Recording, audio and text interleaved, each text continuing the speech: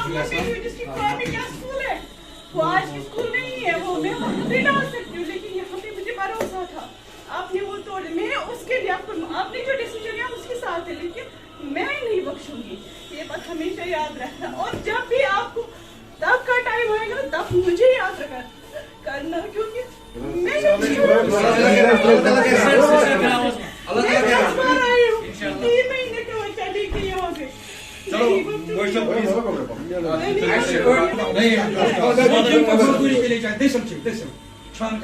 बेटी को यहाँ पे डाला, बेटी को यहाँ पे डाला, वो मजदूर लोग हैं, छान बेसिल प्लम्बर मैं जानता हूँ जो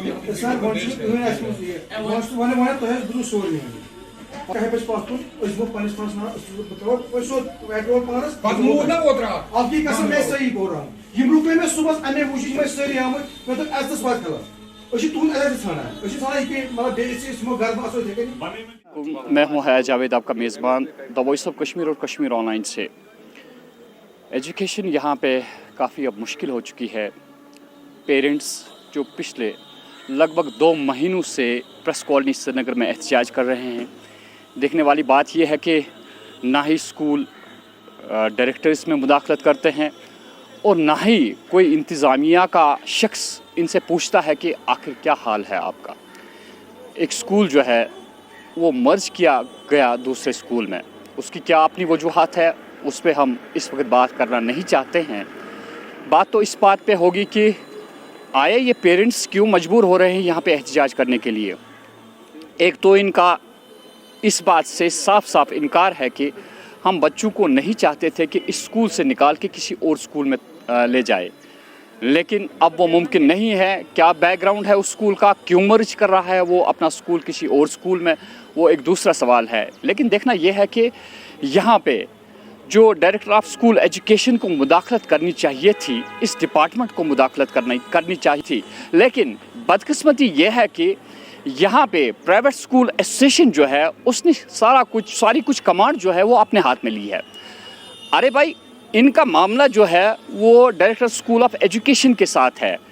एक शख्स जो है बीच में आके इनका हौसला पहले बढ़ाता है और उसके बाद इन्हें दर दर की ठोकरें खानी पड़ती है।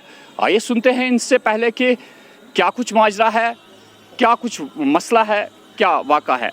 बिलाल, जैसे आपको पता ही है कि हम पिछले 2 महीनों से दर दर की ठोकरें खा रहे हैं। एक तरफ से गवर्नमेंट कह रही है बेटी बचाओ बेटी पढ़ाओ, 3-4 महीने से हमारी बेटियां दर पदा रहे हैं, हम उनके पेरेंट्स दर पदा रहे हैं इन माफियाओं की वजह से।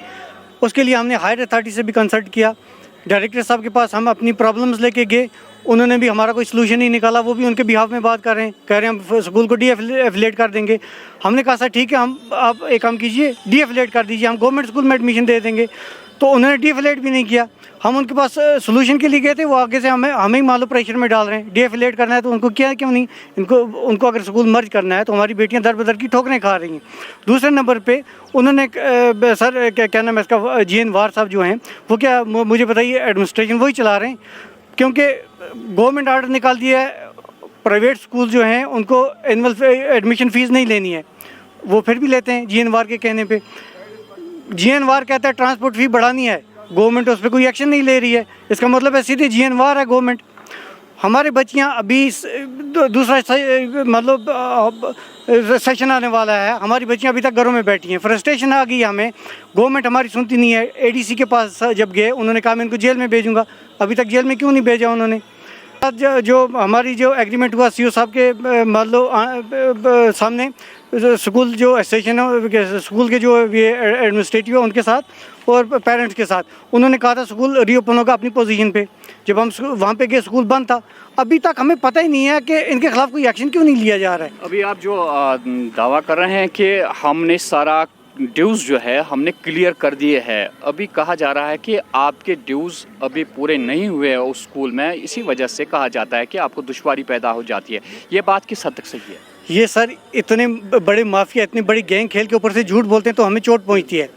क्योंकि सर मुझे बताइए, कल जीएन वार साहब कह रहे थे कि पे किए तो फाइनेंशियल क्राइसिस है ऑर्बिट स्कूल को, कभी वो बहाना बनाते हैं बिल्डिंग मान लो अनसेफ है।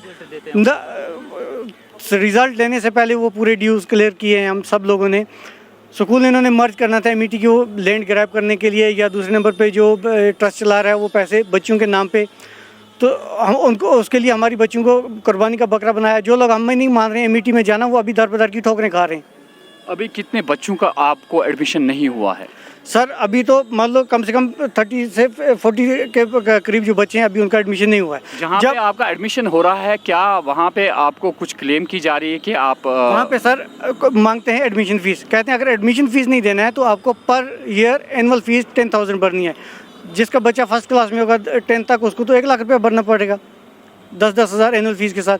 मान लो इंस्टॉलमेंट में, मान लो बहाना, अगर ये किसी स्कूल में हमें एडमिशन दे नहीं रहे हैं, जहाँ पे दे रहे हैं वहाँ पे यूनिफॉर्म हमें, क्योंकि ऑर्बिट में हमने यूनिफॉर्म इन्होंने परचेज़ करवाई, बुक्स परचेज़ करवाई, उसकी कंपनसेशन कौन देगा?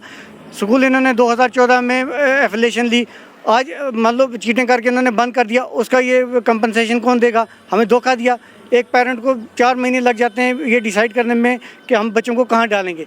ये पल भर में आके हमारी वो जो क्या नाम है इसका जो सपने हैं उनको चूर चूर कर देते हैं। इनके खिलाफ कोई एक्शन नहीं लिया जाता क्योंकि इनका इन्फ्लुएंस है। अब हम आम जनता जो है कश्मीर की, उनसे रिक्वेस्ट करते हैं कि इन लोगों का बाइकाट करें।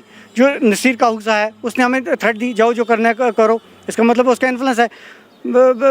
खुर्शीद महाजन है, वो मुझे कह रहे हैं आपको नहीं पता खुर्शीद महाजन क्या चीज़ है क्या? मैंने कहा अगर खुर्शीद महाजन कश्मीर का मालिक भी होगा ना, मैं अल्लाह के बगैर किसी के आगे नहीं झुकता। वो कह रहा था फलाना ऑफिसर मेरा रिश्तेदार स्टूडेंट है, फलाना मेरा, मैं उनके पास जाऊँ, ये ऐसे थ्रेट दे रहे हैं। एक चोरी ऊपर से सीना जोरी। मुझे बताइए हम कहाँ जाएँ?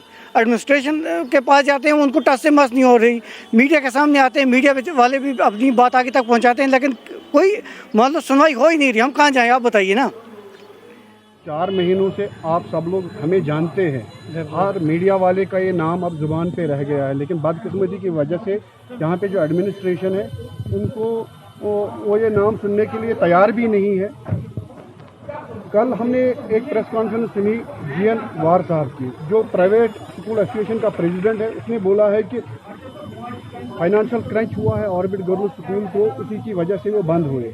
हम पहले तो उस बयान की मजम्मत करते हैं, उसको बताना चाहेंगे कि ऑर्बिट गर्ल्स स्कूल के पेरेंट्स से वो माफ़ी मांगे।